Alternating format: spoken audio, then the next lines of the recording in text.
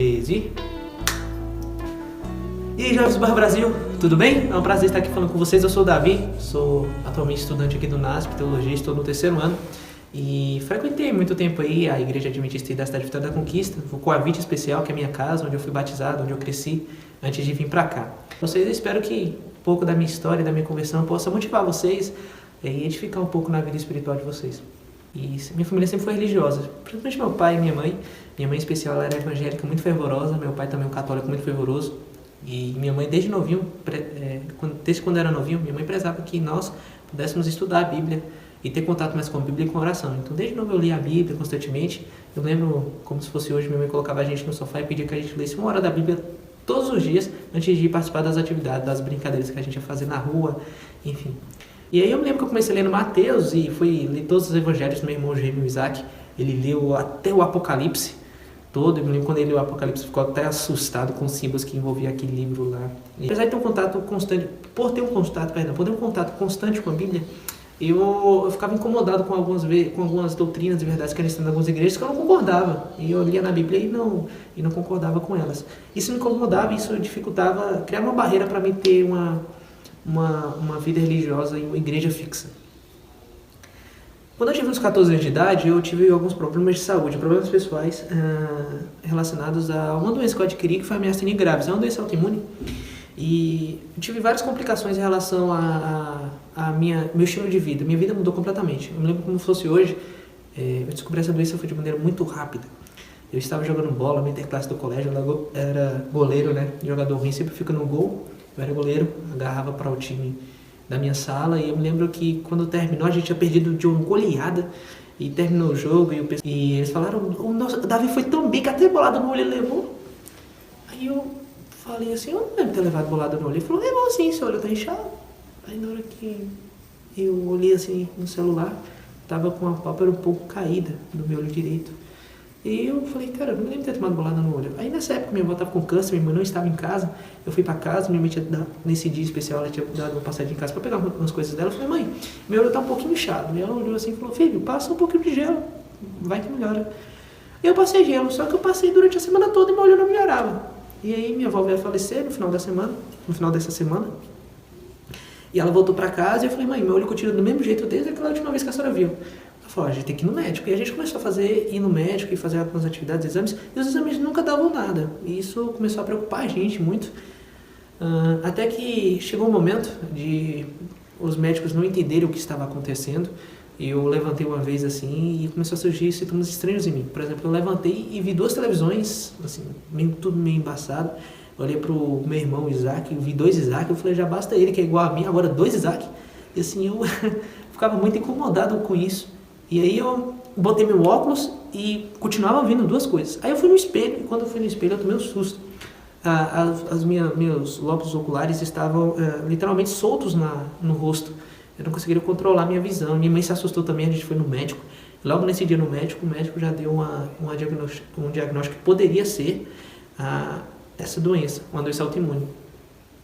Então eu comecei alguns tratamentos com remédios e ele no mesmo dia já me recomendou que eu tivesse que ir para São Paulo para fazer esse tratamento que só tinha em São Paulo. E foi a nossa luta, né, para tentar levantar recursos, ajudas para poder vir para São Paulo, que não é fácil você vir de uma cidade para outra no período de um mês. Isso foi todo no período de um mês, desde o jogo de futebol até essa necessidade de ir para São Paulo. E a gente orou, buscou a Deus, foi um momento muito difícil na minha vida, que eu comecei a ter outros sintomas também, fraqueza muscular, não conseguia realizar atividades. E isso me incomodava, eu tive que parar de realizar algumas atividades que eu gostava, atividades com os irmãos, assim, eu tive que parar muitas coisas. E isso veio trazer muitos problemas psicológicos para mim, eu me fechava, não me relacionava com ninguém, fiquei muito mal. E uma pessoa que eu questionava muito era Deus, porque Deus estava permitindo aquilo, até porque eu era uma pessoa que, desde jovem, eu sempre busquei estudar a palavra dele, eu sempre orava, apesar de não ter uma ligação íntima com uma denominação, por conta da verdade, só pelos amigos mesmo, mas eu sempre buscava Deus, isso me questionava bastante. Eu questionava bastante isso, surgia muita dúvida na cabeça. Até que, com o passar do tempo, né, eu tive as relações muito complicadas na família. Minha família toda sofreu com isso. Eu fui para São Paulo, fiz o tratamento aqui. Deus providenciou, abriu as portas aqui em todos os sentidos. Conseguimos fazer um exame que era caríssimo. Deus conseguiu levantar recursos, eu consegui fazer o exame. Esse mesmo médico que me fez o exame conseguiu me colocar na Unicamp, que é uma universidade, que tinha um centro de pesquisa especializado na doença aqui em Campinas. Consegui fazer esse tratamento graças à ajuda desse médico. E todos os anos eu ia uma vez por ano fazer o tratamento aí. Só que sempre tinha essas dúvidas, essas questões. E isso me machucava muito. Até que um dia, o Isaac ele começou a estudar a Bíblia também, e nós juntos, ele descobriu a verdade do sábado nesse estudo, né? E aí a gente conheceu uma comunidade judaica. Eu falei, Isaac, já que a gente viu no sábado na Bíblia, vamos ver se a gente se envolve com uma comunidade que guarda o sábado. E na época a gente só conhecia os judeus e um grupo chamado de judeus messiânicos, né, que existia lá em Minas Gerais. Eu queria realmente entender a Bíblia para entender o sentido daquela situação que eu passava, sabe? E esse era o meu propósito de buscar entender a Bíblia. E aí o Isaac descobriu essa verdade do sábado, só que era uma verdade que ficava mais na teoria, a gente não levava muito para a prática isso. Até que um dia o Isaac ligou a TV, e é interessante, quando ele ligou a TV, abriu na Novo Tempo, no programa Na Mira da Verdade. E a pergunta que abriu o programa era, devemos guardar o sábado? E interessante que quando o Isaac viu o programa, o Isaac ainda falou assim, vamos ver esses crentes aí falar mal do sábado aí, vamos ver o que eles vão falar. E o Leandro Quadros começou a defender o sábado no programa, ele ficou interessado, e aí ele foi pesquisar que igreja era essa que defendia o sábado. E ele viu que era a igreja adventista do sétimo dia. Ele achou uma igreja no nosso bairro, que era a igreja do Coavite, hoje lá no Rub 5, e ele começou a frequentar, começou os estudos bíblicos. O Isaac mudou completamente, assim, em pouco tempo. Assim como em pouco tempo eu tive a doença, em pouco tempo Isaac mudou. Contato com essa igreja. Começou os estudos bíblicos, ele começou a mudar a alimentação dele, a sua forma de agir mudou bastante. Isaac se tornou outra pessoa, literalmente. E a gente ficou um tanto preocupado com essa mudança radical do Isaac. A gente achava que era a seita, entre aspas, estava influenciando a vida e o estilo de vida de Isaac. E eu falava para a mãe, a senhora tem que dar um jeito de tirar Isaac desse lugar. Esse lugar não está fazendo bem para o Isaac, Isaac não está normal. E Isaac, ele começou a guardar o sábado, e assim, a maneira que começou a guardar o sábado, pela ignorância na época, né, ele estava aprendendo ainda, assustava muita gente. Eu ficar lendo a Bíblia na sexta-feira à noite, passar todo esse período lendo a Bíblia, escutando hinos. E assim, no final de semana, sábado, era o dia da gente limpar a casa, fazer as faxinas, e eu auxiliava a minha mãe nesse sentido. O Isaac não fazia porque era sábado, e isso gerava uma revolta na gente, assim, gigante. Mateus e eu, a gente ficava muito, muito enraivecido por conta do Isaac. Por causa disso, ele saía até de casa por causa das brigas, ia estudar a Bíblia em outros lugares mais naturais que tinha na região ali, na Lagoa das Bateias. Acho que vocês conhecem essa região aí. E a mudança do Isaac foi muito grande. E isso mexeu muito com a gente, especial comigo também, porque o Isaac era a mudança que eu queria naquela situação que eu passava. Só que eu ficava um pouco preocupado, porque a mudança dele foi muito rápida. E eu comecei a olhar o Isaac assim e tal, e ver o batismo dele. No dia do batismo dele, o pastor fez o apelo, alguém aqui não é batizado? E na época, toda a minha família era batizada, meu pai era na católica, minha mãe na evangélica junto com o Mateus, e eu não era o único que não batizei de maneira nenhuma. Minha mãe falou, Davi, vai lá, você que não é batizado e tal, vai lá se apresentar. Eu falei, mãe, eu acho que eu não vou não, porque faz parte desse grupo não, esse grupo aí tá deixando o Isaac meio doido, eu não vou não. Vai lá. E aí eu fui lá, me ingressei fui lá na frente.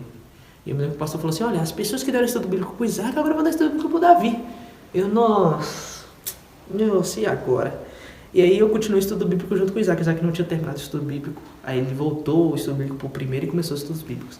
E aí eu começava a testar, ó. Rapaz, vai me dar estudo bíblico. Vou até falar o nome dele aqui, que ele é um grande homem, dar um abraço pra ele, frequento com a Vite, o Diego. Diego, que me deu estudo bíblico. E eu comecei os estudos bíblicos com ele, e eu me lembro que no primeiro estudo, eu olhei lá na revista de Isaac, que o primeiro estudo era estudo sobre a Bíblia Sagrada. Eu falei, eu vou testar, para saber se ele é bom mesmo. Fui lá na internet, pesquisei várias perguntas difíceis sobre o assunto e lançava no estudo bíblico de vários temas, eu fazia isso. E ele respondia todas ele respondia. E eu achava fantástico isso, o estudo e a dedicação que o Diego tinha. E acho que era isso que estava transformando a vida do Isaac, estava sendo testemunho para o Isaac, e o Isaac estava influenciando todo mundo da casa. Essa mudança do Isaac influenciou todos. E aí eu comecei a estudar. Quando chegou no sábado, nos 10 mandamentos, no estudar aliança, eu falei, gente, essa igreja é a igreja de Deus. Depois eu estudei sobre a igreja remanescente. O Diego me apresentou vários materiais falando sobre a igreja remanescente, sobre o espírito de profecia também. E isso que me chamou muita atenção, essa singularidade da igreja adventista com os escritos proféticos. jovens, isso eu aconselho a vocês. Eu no estudo bíblico, os primeiros contatos que eu tive foi com o Espírito de Profecia, foi com os escritos de Ellen White. E os escritos de Ellen White, diferente do que muitos pensaram, para mim foi muito edificante, principalmente o livro Caminho a Cristo, que foi no momento de dificuldade que eu passava. E quando eu li o Caminho a Cristo, convido você a ler, se você não leu ainda, estude o livro Caminho a Cristo, não só leia, estude aquele livro. Você vai perceber as belezas que tem naquele livro. Em relação a arrependimento, a estilo de vida, a vida cristã, são escritos maravilhosos que mudou a minha vida. Os escritos do Espírito de Profecia mudaram a minha vida.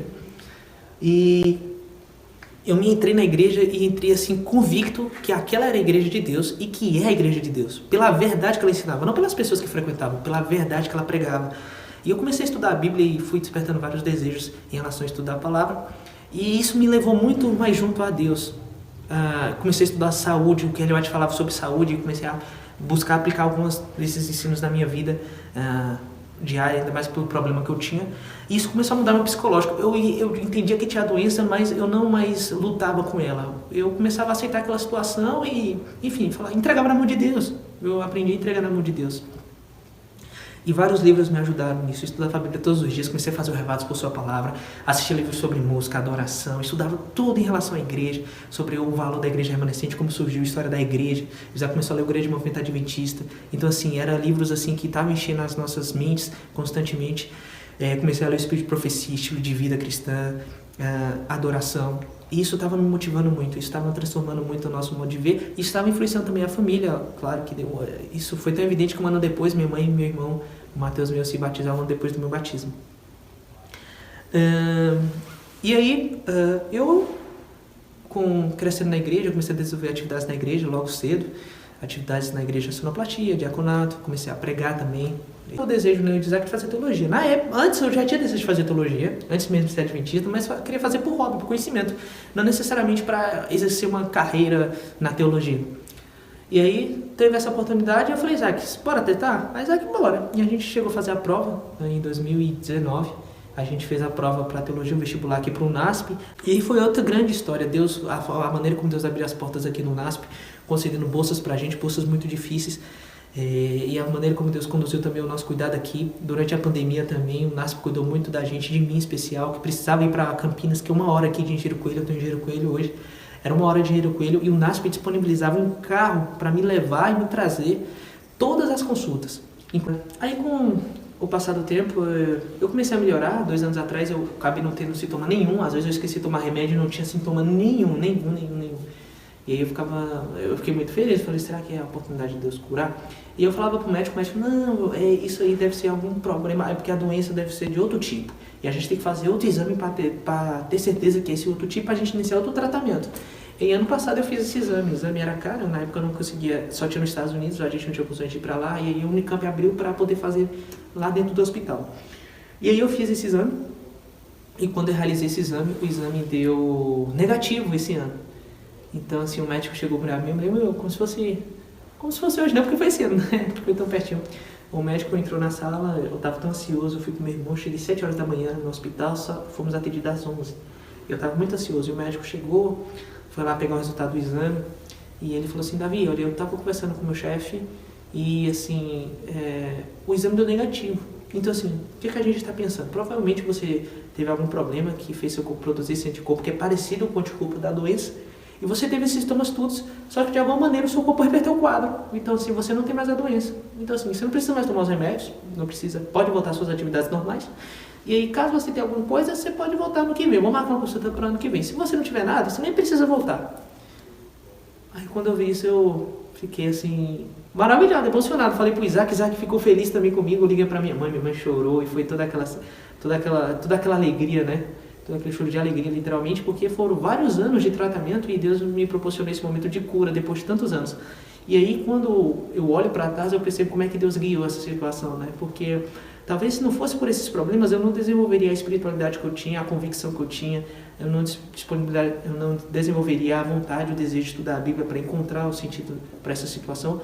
E Deus usou desse problema para despertar na minha família, não só em mim, mas na minha família, o desejo de estudar a Bíblia e seguir os ensinos de Cristo e servir a igreja dele, servir a ele por meio da sua igreja. Então, assim, foi isso que disponibilizou que eu estivesse aqui agora, por exemplo, nesse museu onde eu estou trabalhando.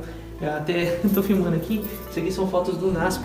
Esse é o museu que eu trabalho, o Museu do Centro White. Hoje sou aluno aqui em teologia, sou pesquisador aqui no Centro White, escrevo artigos, publico artigos e assim, outras coisas que abriram portas para mim. Foi ter a oportunidade de lidar com grandes líderes, o professor Michelson, o pastor Michelson, que é uma pessoa maravilhosa e disponibilizou muitos cuidados com a gente ali também.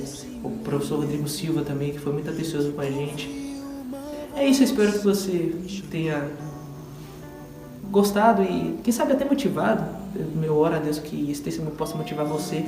Não sei a situação que você se encontra hoje, não sei quais são as situações que você está passando hoje, seja na sua casa, seja na igreja, seja nas suas relações de amizade, enfim. Saiba que Deus está no controle de tudo. Independente das situações de dificuldade, sempre de algo ruim a gente pode tirar um ensino. E Deus é capaz de transformar situações em bênção. Saiba disso. Não somente as lutas e sofrimentos que nós nos encontramos sozinhos na vida. Muito pelo contrário. Às vezes, até é só durante a tempestade que a gente reconhece a importância de estar dentro do barco. Então, eu oro para que você possa ser cativado e que esse testemunho de alguma maneira possa motivar você a buscar e compreender a palavra de Deus, se relacionar mais intimamente com Ele, com seus ensinos. Tudo bem? Jovens, Deus abençoe. É um privilégio estar aqui com vocês, tá? Falar aqui para vocês. Deus abençoe vocês. Até mais. Valeu.